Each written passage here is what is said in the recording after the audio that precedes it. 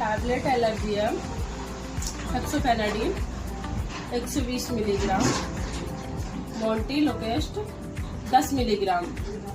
ये दवा 2 दवाओं को मिलाकर बनाया गया है।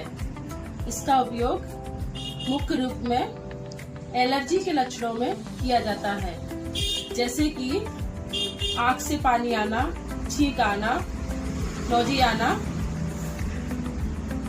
के इलाज में दी जाती है।